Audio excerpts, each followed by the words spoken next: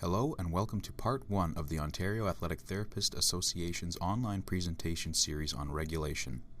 Over the coming weeks, the OATA will be circulating a number of these presentations to keep our members informed on what regulation is all about, what it means for you, and what you need to do to ensure that you complete the application before the April 1st deadline. First off, let's answer this question. Am I eligible? In order to qualify for the CKO's April 1st grandparenting deadline, you must meet the following requirements. If you do not meet these requirements, you are not eligible for grandparenting. ATs who have or will have a kinesiology degree but do not have the necessary practice hours to be eligible for grandparenting may apply to the CKO in the usual way, but will have to take and pass the registration exam. After the grandparenting period is over and a sufficient number of ATs have registered, the OATA board will work with the CKO to implement an OATA proposal to accommodate ATs who do not have a kinesiology degree or equivalent. Our goal is to ensure that no OATA member who wants to join the college is left behind. An applicant for registration must have successfully completed at least a 4-year program in kinesiology offered at the bachelor level at an Ontario university or possess academic qualifications considered to be substantially equivalent by the registration committee.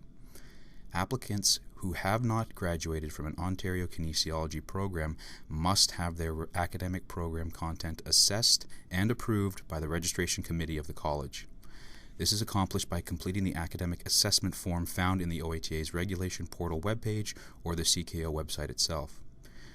Practice requirements involve having practiced the profession in each of the 3 years prior to April 1st, 2013, having practiced the profession for at least 2,000 hours prior to April 1st, 2013, and having practiced the profession for at least 1,500 hours during the 3 years immediately prior to the date of application.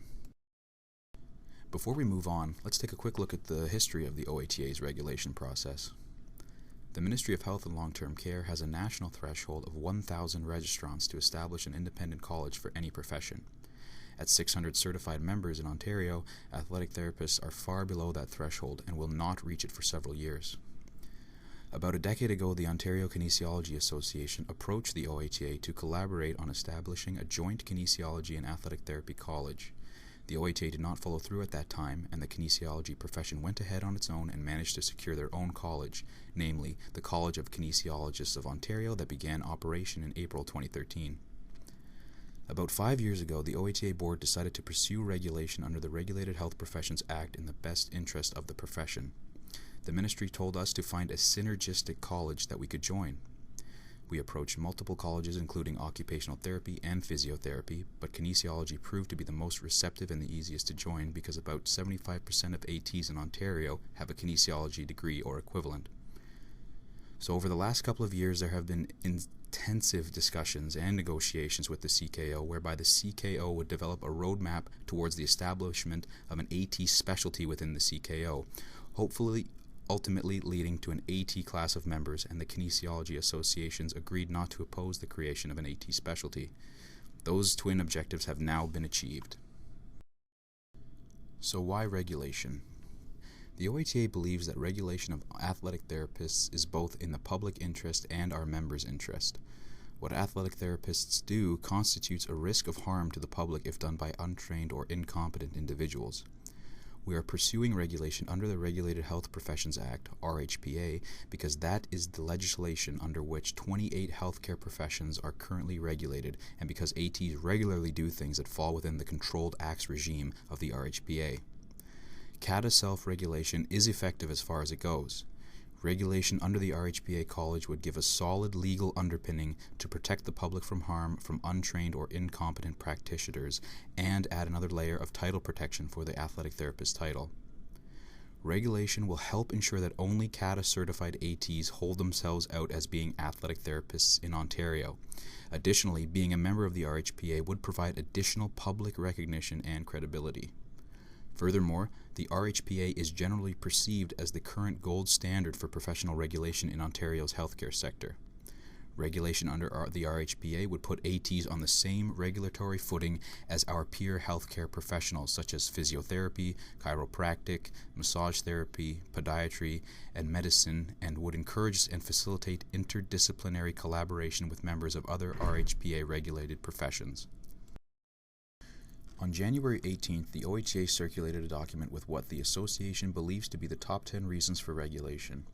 The complete document can be located on the Regulation Project page of the OATA website that is accessible to members only. In addition to the aforementioned benefits to the public and our members, as well as the potential for interdisciplinary collaboration with other healthcare providers, other benefits include access to controlled acts, working with the WSIB, expanded third-party insurance, motor vehicle accident billing, access to health claims for auto insurance, clinic regulation, and securing the future of the AT profession. So what does all this mean for me? The benefits of registration with the CKO will vary from practitioner to practitioner. Nonetheless, being able to use a title indicating you are a registered member of a college will both provide and convey a higher level of public protection relating to your practice. The previous page set out the advantages to the profession as a whole, namely the ability to provide treatment and bill for an expanded number of patient cohorts, and facilitating working relationships with members of other healthcare professions. So what do I need to do? All that the CKO requires of OATA members eligible for grandparenting is submission of the completed CKO application form, payment of the application fee of $100, and completion of the jurisprudence e-learning module by April 1st. Other documents required by the CKO include an original criminal record name-based check, not a vulnerable sector check, academic transcripts, a chronological copy of your resume, 3 letters of reference from qualified referees, professional liability coverage, and proof of employment or experience in kinesiology. If applicable in your case, the CKO will also require a copy of the academic assessment form along with course outlines and a copy of your name change. Before concluding each webinar episode, we will address the top 3 to 5 questions that we received during the previous week.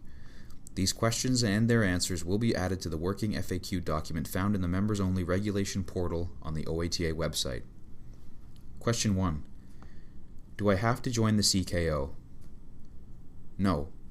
Whether you want to join the CKO is entirely your decision.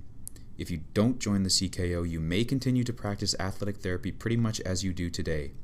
As time goes on, however, and if and when an AT specialization and ultimately an AT class of members is established, non-registrants will be increasingly constrained in their ability to practice athletic therapy and to use the athletic therapist title. Question 2. What happens if I miss the grandparenting deadline? If you have a kinesiology degree or equivalent and meet all the other eligibility requirements, you can still apply to join the CKO after April 1, 2016. But you will have to successfully complete the registration exam. Applying before April 1st and being accepted into the CKO simply exempts you from taking that registration exam. Question 3. Do I need a vulnerable sector police check? No. Applicants are required to provide an original, hard copy, name-based criminal records check conducted no more than 6 months prior to the application to the CKO. Question 4. What are the costs involved in the application process? The total costs involved will vary depending on what you are required to pay for your police check and academic transcripts. There is a one-time, non-refundable $100 application fee, a $50 jurisprudence e-learning module fee, and then the CKO registration fee, which is prorated based on the month you join. Please inform the OATA when you have submitted your application for registration by sending an email to oatamembership@gmail.com. This allows us to track the number of ATs registering and to apply the discount for your 2017 OATA membership dues. Thank you for watching part 1 of our regulation webinar series. Be sure to keep an eye on the OATA regulation portal webpage and your email for more information forthcoming about the regulation process. If you have any questions, please review our FAQ document that is being continuously updated as more questions are received from members. If that document doesn't sufficiently answer your questions, you can send them to oatamembership@gmail.com.